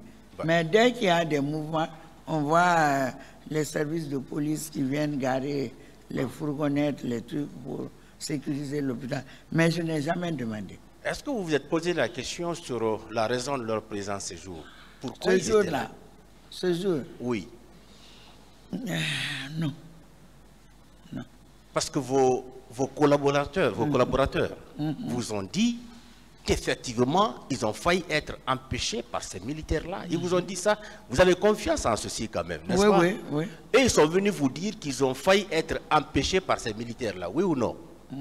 Ça veut dire que vous ne pouvez pas nier la présence de ces militaires dans l'enceinte même de l'hôpital. On est d'accord? Non, je ne l'ai pas nié. Voilà. Donc on peut conclure qu'effectivement que les militaires ont eu accès à l'enceinte de l'hôpital, n'est-ce pas? Oui. Ils ont eu accès à l'enceinte de la pharmacie de l'hôpital, n'est-ce pas? Oui, merci bien. Ça, je ne peux pas nier. Au niveau de la morgue, vous dites qu'il y avait 34 corps. C'est ce que les assistants du médecin légiste m'ont dit. Il y a eu 58 corps. Et ces assistants vous ont dit que des corps avaient été déposés nuitamment. Oui, ça ils ont dit aussi. Et ces corps étaient dans des conditions difficiles, parce n'est-ce pas? Un massacre qui a eu lieu. Et ils vous ont dit ça? Oui. Bien. Ils vous ont dit qui a déposé ces corps? Bon, ils ont dit que c'est venu dans des camions. Dans des camions? Oui. Des camions militaires? Je crois, oui, des camions militaires. C'est ce qu'ils vous ont dit? Oui. Et ils ne vous ont pas dit par qui? Non, ils ne m'ont pas donné tout ça. Ils ont dit seulement nous avons reçu ça dans la nuit. C'est arrivé, les militaires ont envoyé, c'est ce qu'ils ont dit. Mais les détails par qui? Mais c'était sur instruction, parce que le médecin légiste coordonne les deux morts. Donc, souvent, quand il y a n'importe quel événement d'une grande intensité, il y a un lot qui est déposé à Ignace Dine et il envoie toujours un deuxième lot pour l'hôpital, la morgue de l'hôpital Donka. Parce que ça ne peut pas tenir dans une seule morgue. Vous connaissez Dr Ben Youssouf Keita? Oui, je le connais. Il était là-bas ce jour? Il est médecin. Vous l'avez vu là-bas ce jour? Lui dit qu'il m'a vu parce qu'il était blessé. Est-ce que vous l'avez vu? Non, moi je ne l'ai pas vu. On en parle souvent. Alors, il nous a dit ici que colonel Gabi n'a eu aucune empathie à leur égard ces jours-là. Lui, il est médecin. Dr Gabi est un camarade à lui. Mais ces jours-là, contrairement aux autres médecins qui étaient là, celui-ci n'a eu aucune empathie à leur égard. Qu'est-ce que vous dites par rapport à ça? Bon, parce que vraiment, ça, nous avons tous été informés de cette situation que moi, je n'ai pas vue directement, mais qui ne peut pas être appréciée parce que nous, les médecins, nous sommes tous engagés par le serment d'Hippocrate, l'éthique et la déontologie. Si cela est arrivé, c'est regrettable. Mais moi, personnellement, ça ne s'est pas passé à ma place. Quel a été le comportement du docteur Gabi ces jours-là à l'égard des malades? Qu'est-ce que vous avez remarqué en lui lorsqu'il est arrivé? Lorsque le ministre est arrivé dans la salle des urgences, là où j'étais, oui, quelle a je été son n'étais pas attitude? seule là-dedans. Hein? Quelle a été son attitude? Ses agissements devant vous? Bon, devant moi, il n'a rien fait de particulier. Nous avons échangé et nous lui avons demandé de débloquer un stock en produits pharmaceutiques pour faciliter la prise en charge des nombreux cas que nous avons reçus. Je vous assure, moi, il m'a laissé là-bas, il est reparti. Il nous a été dit ici que les hommes qui étaient avec lui avaient donné des coups de pied aux malades. Bon, c'est possible, nous avons tout non, ça. madame, écoutez. Ah, vous devez finir. Vous êtes témoin. Mon collègue l'a dit. Je suis témoin, mais non, je ne peux pas mentir madame, aussi. Voilà. Permettez. Voilà. Mon collègue l'a dit, le président l'a rappelé avant. Vous devez accepter de parler. D'accord. Ce n'est pas pour rien qu'on vous a fait venir. Parce qu'on sait que vous êtes la personne la mieux indiquée pour nous dire la vérité. Ne couvrez personne. Vous êtes devant le peuple. Parce que ce sont des personnes de confiance qui sont venues dire ici que ces jours-là, Dr Gabi n'a pas eu d'empathie à l'égard des malades et que les hommes qui étaient avec lui avaient agressé les patients qui étaient là. Ça a été dit ici par des hommes les plus avertis. Donc nous, on vous appelle juste pour vous confirmer ces déclarations-là. Non, je ne peux pas mentir aussi, monsieur. Est-ce que oui ou non, ces moi, gardes, je n'ai pas vu. Est-ce que ces gardes avaient donné des coups de pied? Moi, je n'ai pas vu. Non. Non, attendez, monsieur le procureur, on est venu pour témoigner, mais pas pour mentir. Je ne peux pas mentir aussi. Ce que j'ai vu, ça, je vous le dirai et je vous le confirmerai. Monsieur Gabi même... Vous n'avez pas vu? Je n'ai pas vu. Et on ne vous a pas rapporté? Non, ça, j'ai entendu parler. Vos collaborateurs, est-ce que vos collaborateurs vous l'ont dit? Non. Cette information, on l'a appris et à Ignace Dine et à Donka. Que de tels actes ont été perpétrés et nous l'avons beaucoup regretté. Mais là où je suis, je n'ai peur que de Dieu. Je ne peux pas mentir. D'abord, il n'y a aucun lien entre M. Gabi et moi. Quand un ministre arrive, vous savez très bien que les cadres qu'on trouve en place sont toujours menacés. Donc moi, j'ai été même victime de ça. Donc je ne peux pas, je ne rentre pas dans tous ces détails. Mais ça, là, moi, je n'ai pas vu. Et ces informations, vous les avez apprises à travers qui? Bon, ça, ces informations... En tout cas, les événements du 28 septembre, il y a eu beaucoup de commentaires. Moi, par exemple, je vous ai dit tout à l'heure, on m'a dit que j'ai fait disparaître tous les documents. Mais on les a retrouvés à Donka. Donc, il y a eu tellement d'allégations, de coups de... Je vous parle de diffamation. Moi, j'ai reçu Madame la procureure, Madame Fatou Bensouda. Elle est venue à Donka. On lui a raconté toutes sortes de choses sur moi, sur ma personne. C'est une femme comme moi. Mais quand elle est sortie elle est venue service par service, elle est passée. On était ensemble. Quand elle est sortie de la morgue, parce qu'on a dit, j'ai fait ça, elle a dit, mais Madame la détective, vous n'êtes même pas arrivée à la morgue ce jour-là. Moi, je ne m'étais même pas rappelé de ça. Ce n'était même pas dans ma tête. Je vous ai dit que devant Dieu et les hommes, ma mission ce jour, soigner, soulager les victimes et sauver des vies humaines. En tout cas, je ne crois pas si une victime vous dira que j'ai refusé qu'on la soigne. Non, Ça, non, ça, si c'est ça, une victime l'a dit ici. Voilà, non, même s'ils ont dit ça, mais moi, je ne l'ai pas fait. Non, je ne veux pas que Voilà, vous parliez non. de ça. Une victime, permettez, une victime est venue dire ici que j'ai refusé de la soigner, c'est possible. Ça a été dit mais ici. moi, je ne l'ai On jamais ne peut pas aller fait. sur ce terrain, Voilà. madame. Hein? Bien. Et au niveau toujours de la morgue, il nous a été dit que des corps avaient été enlevés nuitamment. Au niveau de la morgue de Donka. Est-ce que vous avez appris cela? L'équipe de la morgue ne m'a pas informé. Vous pourrez leur demander. Vous n'avez pas appris? Non, non.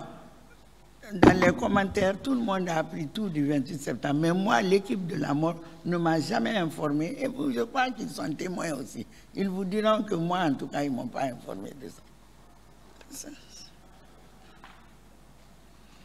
Et les blessés, c'était par balle? Vous confirmez qu'il y a eu des blessures par balle? Non. Laissez le papier. Ah, d'accord. Attendez qu'ils finissent de poser la question. Est-ce que vous confirmez que parmi les blessés, il y en avait par balle? Oui. D'accord. Il y en avait aussi par des armes blanches, c'est-à-dire des couteaux? Oui. D'accord. Et également des armes contondantes. Vous avez remarqué ça aussi? Parmi les blessés qui étaient là? Oui, moi, je me réfère aux statistiques des spécialistes en la matière. Ça a été dit qu'il y a eu par arme à feu, par arme blanche, par contusion, et les brûlures et autres cas. Est-ce que vous pouvez rappeler ces statistiques?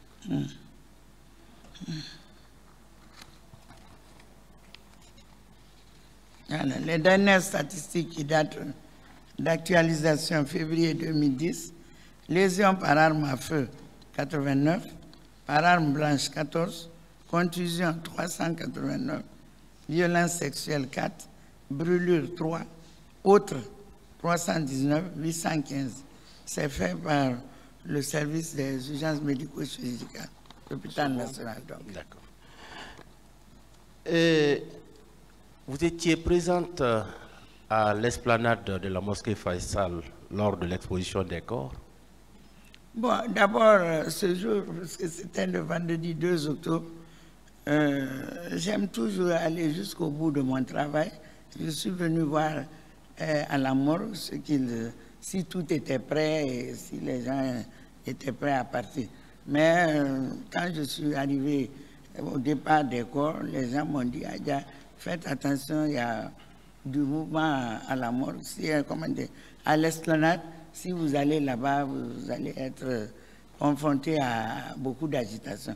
Donc moi, j'ai observé, je suis resté jusqu'au départ des corps, puisque c'est en face, le départ des corps à l'esplanade, et après je suis retourné à mon bureau. Mais vous n'avez pas été là-bas donc? Non. Je suis resté, j'ai suivi à partir de...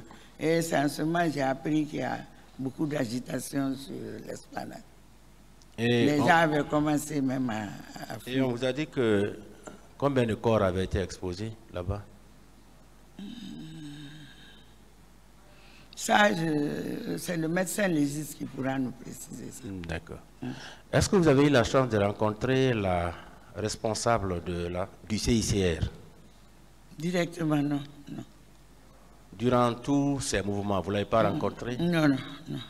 Peut-être que leur organisation nous a accompagnés dans le processus, le transfert des blessés, apporter des dotations en produits pharmaceutiques d'urgence. Mais la dame, non, je ne l'ai pas rencontrée. D'accord. Pour le moment, merci, M. le Président.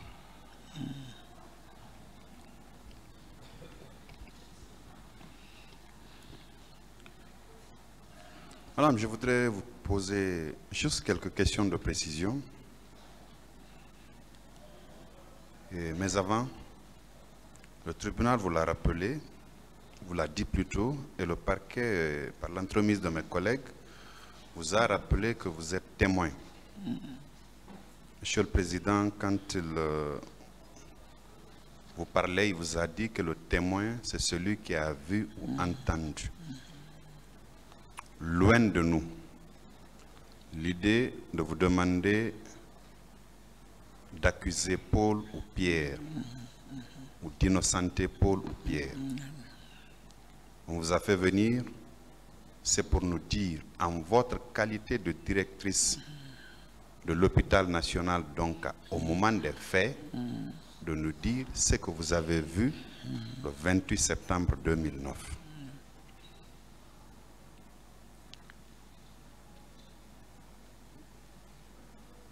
Donc, il ne s'agit pas du tout d'accuser Paul ou Pierre. C'est ce que vous avez vu encore une fois. Alors, vous confirmez que le ministre de la Santé d'alors, Dr Abdoulaye Cherif Diaby, était venu à l'hôpital donc suite à votre appel. Et vous avez eu un entretien, n'est-ce pas?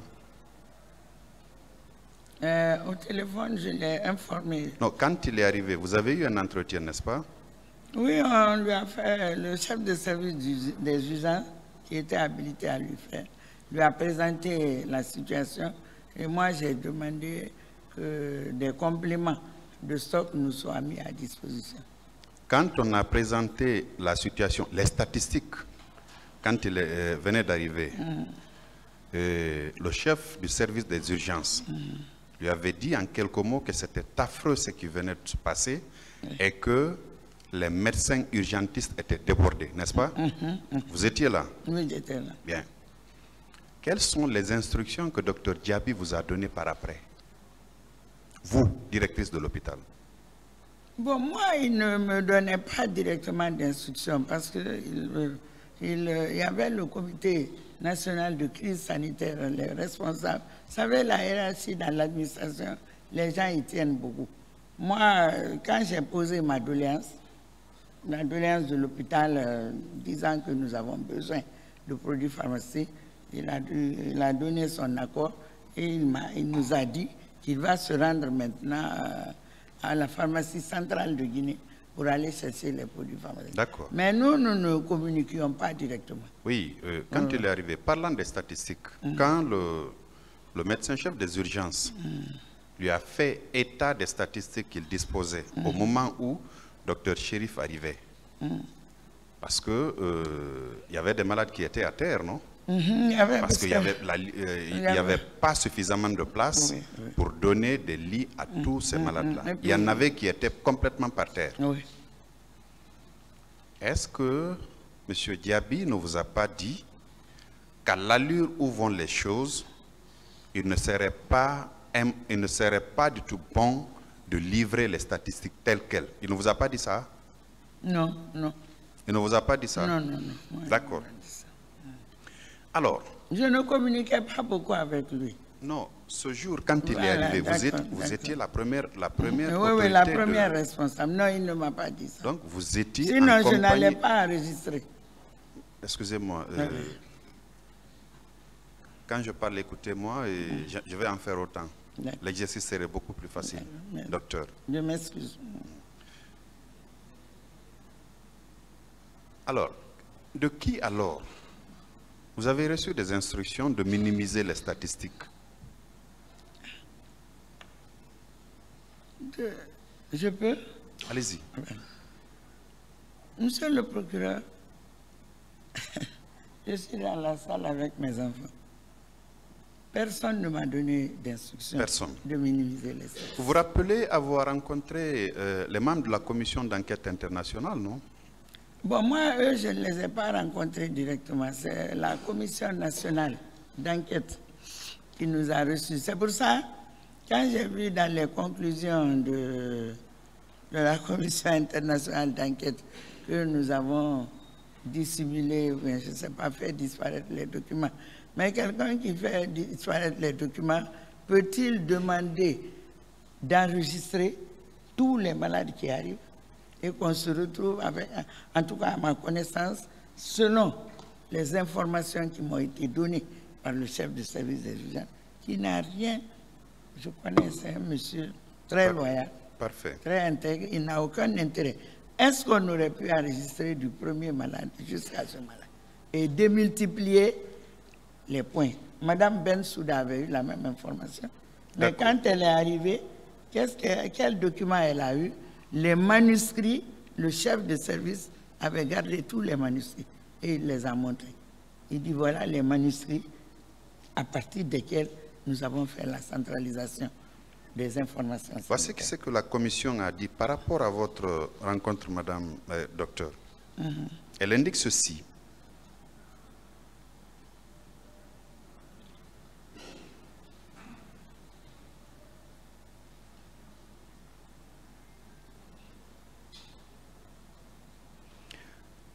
La directrice de Donka, la doctoresse Fatou Sike Kamara, a indiqué à la commission que le décompte des victimes était terminé. Partant du fait que les personnes qui se présentaient aujourd'hui dans les hôpitaux n'appartenaient plus au groupe de personnes blessées dans le cadre des événements du 28 septembre et cherchaient avant tout à profiter d'une éventuelle indemnisation. C'est vous qui avez dit ça à la commission? Moi, la commission internationale d'enquête, je les ai vus une seule fois lors d'une réunion, de leur réunion de travail au ministère de la Santé avec tous les cadres. Je n'ai pas eu de séance de travail avec eux. Parfait. Donc, je vous parlais tantôt de la conversation que vous avez eue avec Dr. Mais pourquoi on a Abdoulaye enregistré jusqu'en février? Suivez-moi, madame. D'accord. La commission dit le personnel hospitalier a reçu l'ordre de la direction de l'hôpital Donka de dissimuler les diagnostics et de ne donner aucune statistique. Toute prise de contact de la direction de la commission avec les médecins et malades a du reste, dans un premier temps, été empêchée par les directrices des hôpitaux nationaux. Pour ça, c'est faux. D'accord. Et je vais vous demander, puisque ce n'est pas avec tout le personnel, l'administration est structurée. Il y a des chefs de service qui ont travaillé directement pour la gestion des victimes du 28 septembre. Vous pouvez aussi faire le même exercice et leur demander si à un moment donné, moi en tant que directrice, je leur ai demandé de dissimuler. Je ne pense pas si on se serait retrouvé avec toutes ces informations si on leur avait dit de dissimuler. Parce que donc a reçu au moins les 90% des victimes des événements du 28 septembre 2009. Avant 2009, vous aviez fait combien de temps à votre poste? Avant septembre 2009? J'ai été nommé le 27 août 2008. 2008. Directrice générale de l'hôpital national. Donc vous aviez quasiment un an. Pendant cette année de gestion, les militaires venaient encercler l'hôpital, ils venaient sécuriser l'hôpital, les bérets rouges, pendant cette année-là? Non, mais chaque fois, c'est ce que je viens de vous dire. Pendant le temps que j'ai été à l'hôpital Donka, chaque fois qu'il y a un événement, un grand événement, si c'est un grand match de football où il y a beaucoup de blessés, les marches pacifiques que vous connaissez, où tous les malades, pratiquement les 80% se retrouvent à Donka. Oui. Il y a les victimes, par exemple, de noyades, de Roubane. C'est les policiers et gendarmes en tout cas, qui viennent sécuriser. Comme je ne suis pas spécialisé dans ce domaine, il y a toujours une sécurité. C'est les policiers et gendarmes qui viennent sécuriser les structures hospitalières en pareil cas. Pour éviter l'envahissement, pour discipliner la population. Bien. Mais ce jour 28 septembre 2009, vous êtes formel que c'est l'ambulancier qui allait vous chercher. Oui. Vous êtes venu et vous joindre à l'équipe médicale pour coordonner afin que tous les malades puissent bénéficier de soins adéquats. C'était votre rôle de médecin. peu après 14 heures, quand les militaires ont compris que la plupart des victimes du 28 septembre, on les a envoyées à l'hôpital Donka, proximité aidant, ils sont venus effectivement assiéger l'hôpital. Et c'est acquis au débat ici que quand ils sont allés, ils ont voulu forcer les médecins pour que ces derniers abandonnent Les malades. Décoiffez-vous, monsieur. Pour que ces derniers abandonnent les malades à leur propre sort, il y a eu de jeunes médecins très courageux qui sont sortis en robe, En blouse. en blouse, je m'excuse, je porte la robe, qui sont sortis en blouse et ils ont dit, tuez-nous. Nous nous sommes faits pour sauver des vies, nous ne sommes pas faits pour laisser les gens mourir. Vous avez eu le courage de tirer sur eux, nous aurons le courage de sauver leur vie. C'est possible, c'est possible. Donc cela dénote que les bérets rouges ont fait intrusion dans l'enceinte de l'hôpital et ont voulu empêcher les médecins de se conformer à leur sacerdoce. Oui. Je suis entièrement d'accord avec vous pour ça. Alors, la pharmacie dont on parle, elle a bel et bien été saccagée. Et ces faits ont été perpétrés par des bérets rouges. Ce sont des bérets rouges qui sont venus. Ils ont forcé l'entrée de la pharmacie et ils y ont fait ce qu'ils ont voulu. Et vous étiez la directrice, la première responsable donc. Tout événement là-bas, l'interlocuteur, vous êtes l'interlocuteur privilégié de votre hiérarchie et même de tout le monde, disons. Ces informations, on vous les remontait, non? Bon, moi-même, avant que la pharmacie, l'équipe de la pharmacie ne vienne me poser ce problème, j'ai aussi entendu ces rumeurs et j'ai immédiatement quitté mon bureau pour venir à la pharmacie voir s'il y avait interruption du programme de travail parce que c'est un service névralgique de l'hôpital. C'est de là, dès que le malade arrive, c'est de là que viennent tous les produits pharmaceutiques pour la prise en charge. Mais moi, à ce niveau, ils m'ont dit, l'équipe m'a dit, il y a eu tentative ou en tout cas éruption dans la pharmacie, mais nous les avons refoulés. Parce que moi, à mon entendement, quand une pharmacie est saccagée ou un bâtiment est saccagé, la continuité des soins ne peut plus être assurée. Mais j'ai trouvé que la dispensation des médicaments continuait, la vente hospitalière des médicaments continuait, et ils m'ont dit que ces militaires ont été refoulés de là. Je dis ça va, tout va bien. Vous étiez venu à la pharmacie, docteur? Vous étiez venu à la pharmacie? Oui, je suis descendu. Vous n'avez pas constaté un désordre? Les produits étaient par terre, ça et là. Vous n'avez pas constaté ça? Quand je suis venu, moi, je me suis adressé à l'équipe de la pharmacie. Je leur ai demandé, à moins qu'ils n'aient rangé les choses, ils m'ont dit, ah, nous avons été effrayés et tout, mais les équipes sont parties. Bon, maintenant, je ne sais pas comment ils se sont organisés pour continuer le travail. Mais moi, je suis venu trouver qu'il n'y avait pas eu d'interruption de leur activité. Ça, je le certifie. Le rapport de la commission d'enquête internationale sur cette question dit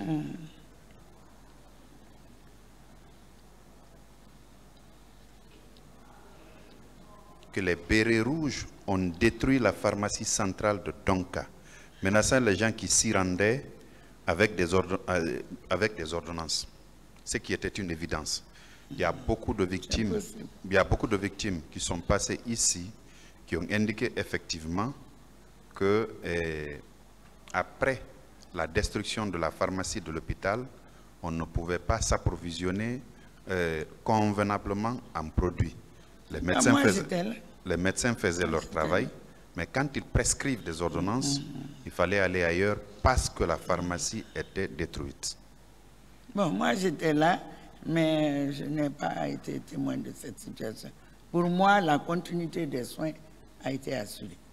Et vraiment, on n'a même pas été confronté à cette époque à une situation de rupture. Pourquoi?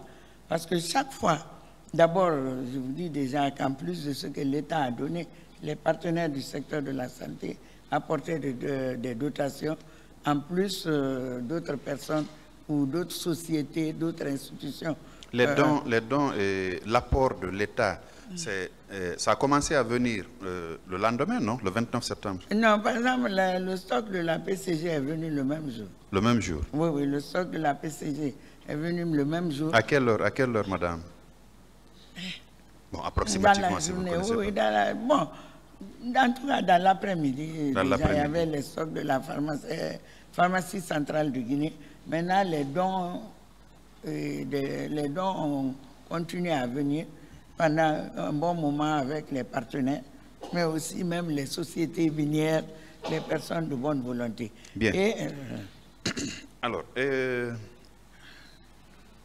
vous avez dit que le médecin légiste administrait les morgues des deux hôpitaux, Ignace Dine et Donka, n'est-ce pas? C'est lui qui vous a informé que il a reçu des corps, n'est-ce pas? Par quel moyen il vous a informé? Bon, le professeur Hassan, par exemple, le jour des événements, on n'a pas communiqué, mais les jours qui ont suivi, on communiquait régulièrement pour voir comment assurer correctement la prise en charge des victimes. Et les assistants qu'il avait laissés en place me faisaient régulièrement le compte rendu de la situation. Très et bien. des efforts qu'ils sont en train de fournir en matière de formalisation, de préparation des corps pour que les corps soient mieux présentés aux familles acceptables. Très bien. Alors, par rapport à la gestion des corps reçus à la morgue de l'hôpital Donka, quel est le rapport que le professeur Hassan Ba vous a produit par rapport à la gestion de ces corps-là? Il vous en a produit un? Bon, il n'y avait pas directement un rapport, mais les statistiques ont été fournies par l'unité, puisqu'on les appelait unités. Un service, c'est quand il y a une équipe à part entière, mais comme eux, ils faisaient partie intégrante du service de médecine légale. Donc l'unité de la morgue de l'hôpital Donka nous a communiqué des statistiques que nous avons mis dans nos supports statistiques aussi. L'équipe que le professeur Hassan Ba avait laissée sur place, ne vous avez pas dit que de ce côté aussi, les militaires étaient venus pour assiéger la morgue? Ils ne m'ont pas donné cette information. Ils ne vous ont pas donné cette information. J'ai même demandé s'ils n'ont pas été menacés dans la nuit et tout. Ils m'ont dit non. J'ai dit, est-ce qu'ils ne sont pas venus récupérer des corps? Ils m'ont dit non. Ils ne vous ont pas non plus dit que certains corps avaient été subtilisés par les mêmes militaires pour les envoyer à une destination inconnue? Je n'ai pas eu cette information. Par l'équipe que le professeur Hassan Ba a laissée? Et par les autres médecins? Non, même les autres médecins ne s'intéressent pas directement à la mort. Chacun s'occupe de son service. En votre qualité de gestionnaire de l'hôpital, il y a eu un nombre très important de corps qu'on avait envoyés à la morgue de l'hôpital Donka. Si on doit déplacer ces corps d'un point A à un point B, vous qui étiez la première responsable, vous aviez votre mot à dire, non? On vous informait, non? Reprenez la question, parce que moi j'ai pris connaissance. Je viens de vous dire que la coordination des deux morts était assurée par par le médecin légiste. Oui. N'est-ce pas? Qui était sous votre autorité. Voilà, donc nous collaborions, nous avions une collaboration très étroite et très parfaite par rapport à la gestion de ces deux morts. Et ils m'ont informé qu'ils ont fait déposer 34 corps au compte de l'hôpital national. Donc, Et moi, je m'en suis tenu là et ils l'ont reporté dans leurs statistiques. Alors, pour la gestion de ces 34 corps-là, s'il doit y avoir restitution, je pense que même si c'est à titre d'information, puisque vous êtes la première autorité, vous serez la première à être interpellée, on vous en informait. Oui. Est-ce que vous avez eu un échange avec le professeur Hassan Ba par rapport à la gestion proprement dite de ces corps-là? Oui, nous avons échangé parce que, vu notre professionnalisme, il fallait vraiment sauvegarder l'intégrité de ces corps. Donc nous nous étions préoccupés pour avoir suffisamment de formules pour leur prise en charge. Et même il nous avait dit que les linceuls et autres devaient être pris en charge directement par chacune des directions. Et donc tout ce qui a été demandé pour la gestion de ces corps au niveau de nos directions, les directions ont pris les dispositions pour que cette prise en charge soit assurée correctement en formulisation, en préparation des corps et en les linceuls jusqu'au jour de l'enterrement. Et donc, mais le détail, la technique pour la gestion des corps, ça, je vais toujours laisser les équipes des morgues gérer cette situation. Mais ils ne m'ont informé à aucun moment qu'il y a eu des corps qui ont été récupérés là. Peut-être que vous aurez l'occasion de les écouter aussi. Les corps qui avaient été formellement identifiés par leur famille, parce que le professeur Hassan Ba a indiqué que son travail avait consisté, un pan de son travail consistait à l'identification de toutes ces victimes-là. Ceux qui avaient été formellement identifiés, les corps avaient été restitués aux familles pour inhumation. Et vous avez informé avant d'y procéder? Oui, il nous a informé qu'il y a un certain nombre de corps qui ont été bien identifiés. Donc, ces corps ont été remis aux familles directement. Et je crois ceux qui n'avaient pas encore été identifiés, c'est ceux qu'ils ont exposés au niveau de la mosquée Faisal. Pour cette exposition, donc, vous étiez informé, n'est-ce pas? Pardon? Vous étiez informé de cette exposition, n'est-ce pas? Oui, on nous avait informé les jours d'avant que le vendredi, puisque c'est jour de prière, et je crois que ça coïncidait au 2 octobre, que les corps allaient être exposés au niveau de l'esplanade de la mosquée Faisal. C'est le médecin légiste même qui m'a donné cette information. On avait créé une commission de restitution de corps. C'est justement cette commission-là qui devait y procéder. Et puisque vous étiez la première responsable de l'hôpital d'Onka, vous faisiez partie des membres de cette commission? Non. Je n'ai pas travaillé avec cette commission.